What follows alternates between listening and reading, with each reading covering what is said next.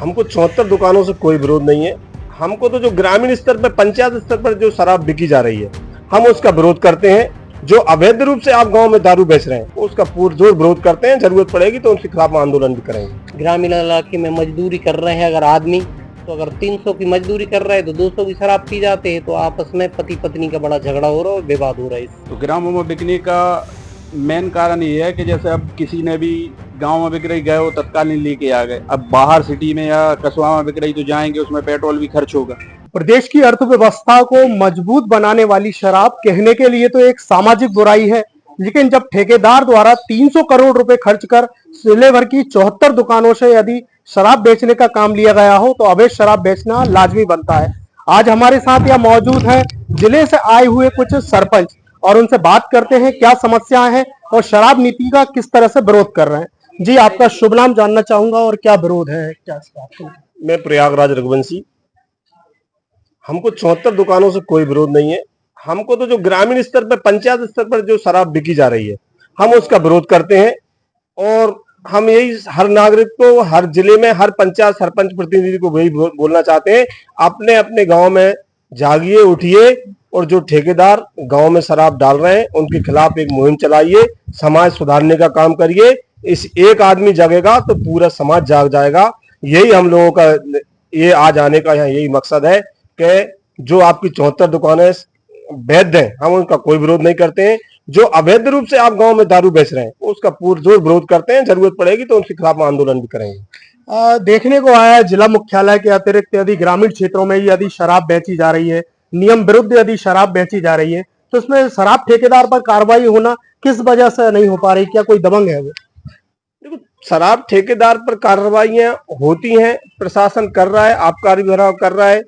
अभी अभी शराब ठेकेदार को ज्यादा दिन नहीं हुए, लेकिन मुझे ये लगता है कि मैंने जो अधिकारी ने मुझे आश्वासन दिया है, माननीय एसपी साहब ने मुझसे बोला है कि तत्काल जो भी अवैध रूप से शराब का बिजनेस करेगा, चाहे उसमें कोई शराब ठेकेदार हो, चाहे कोई जनप्रतिनिधि हो, चाहे कोई भी कार्यकर्ता हो, चाहे किसी दल का हो, उसको कहीं से कहीं तक नहीं छोड़ा जाएगा। हम भी यही चाहते हैं, अगर कोई अवैध काम करता है उसके खिलाफ कार्रवाई होना चाहिए। देखने में अमूमन ये आता है कि ग्रामीण क्षेत्रों में सबसे ज्यादा शराब का विरोध किया जाता था, लेकिन आज की तारीख में शराब खुले तौर पर बेची जा रही है, कलारियां खुल गई हैं, नए नए प्रकार की, लोग ब्लैक में बेच रहे हैं। इससे पारिवारिक स्थितियों पर क्या माहौल पड़ रहा है? परिवारों में क्या है, बहन बेटी बहुत पूरी तरह से परेशान है, पैसा उनके घर में बच नहीं पा रहा। अगर ग्रामीण इलाके में मजदूरी कर रहे हैं अगर आदमी, तो अगर 300 की मजदूरी कर रहे हैं तो 200 की शराब पी जाते हैं, तो आपस में पति पत्नी का बड़ा झगड़ा हो रहा है और विवाद हो रहा है। इससे आपका एक सरपंच का डेलीगेशन एसपी साहब से मिला है, किस तरह के आश्वासन मिले हैं और आपने किस तरह की मांगे रखी है उनके सामने?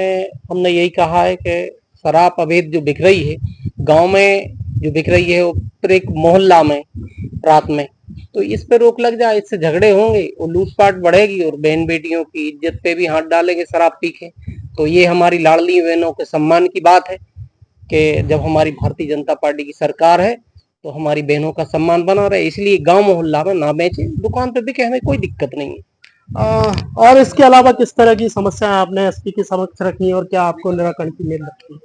हम लोगों ने एसपी साहब के सामने यही रखा है कि जो दुकानें हैं, दुकानों से हम लोगों को कोई तात्पर्य नहीं है, बस जो ग्रामों में बिक रही है, तो ग्रामों में बिकने का मेन कारण ये है कि जैसे अब किसी ने भी गांव में बिक रही गए वो तत्कालीन लेके आ गए। अब बाहर सिटी में या कस्बा में बिक रही तो जाएंगे, उसमें पेट्रोल भी खर्च होगा।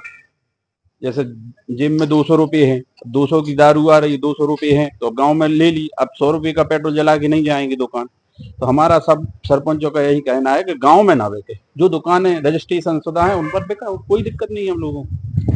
तो देखने में ये आया है, ग्रामीण क्षेत्रों से आए सरपंचों का स्पष्ट कहना है कि कहीं ना कहीं ये सामाजिक बुराई है। इसके अतिरिक्त अवैध रूप से बेची जा रही शराब पर प्रतिबंध लगाने की मांग भी की गई है। देखिए, आज हमारे पास त्योंदा, ग्यारसपुर, हैदरगढ़ क्षेत्र के कई सरपंच प्रतिनिधि और अन्य क्षेत्र के गणमान्य नागरिक आए थे। स्थानीय उनकी विभिन्न समस्याएं थी क्षेत्र को लेके। अवैध शराब के विषय कई जगह थे, अवैध जुए सट्टे के संचालन को लेके बातें थी, ट्रैफिक की समस्या थी, गांव में जागरूकता के कार्यक्रम को लेके विषय थे, कुछ अन्य विषय भी उन्होंने स्थानीय शेयर किए। तो वो सभी जो उनके मसले थे वो हमने नोट डाउन किए हैं और जिस पे जो आवश्यक वैधानिक कार्रवाई है वो जल्द ही पूर्ण की जाएगी। कई जगह जैसे जो अवैध गतिविधियों को लेकर विषय था तो वो हम आज ही चेक करवा लेंगे।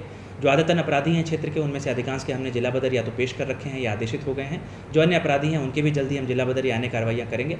तो जो भी विषय संज्ञान में आए हैं उस पर जल्दी कार्रवाई पूर्ण की जाएगी। जिले भर में समय से अतिरिक्त शराब दुकानें खुली रहती है, इस पर किसको कार्रवाई के अधिकार है और क्या करते हैं? देखिए, मूलतः इसमें समय का निर्धारण करना या उसकी मॉनिटरिंग करना आबकारी विभाग के क्षेत्राधिकार की बात होती है। उस पर वो पेनल्टी भी करते हैं या लाइसेंस निलंबन की कार्रवाई भी कर सकते हैं, और जहां भी उनको आवश्यकता पड़ती है वो पुलिस का सहयोग भी लेते हैं, जो हम उपलब्ध कराते हैं। IBC 24 के लिए मैं जितेंद्र सिंह चौहान, विदिशा।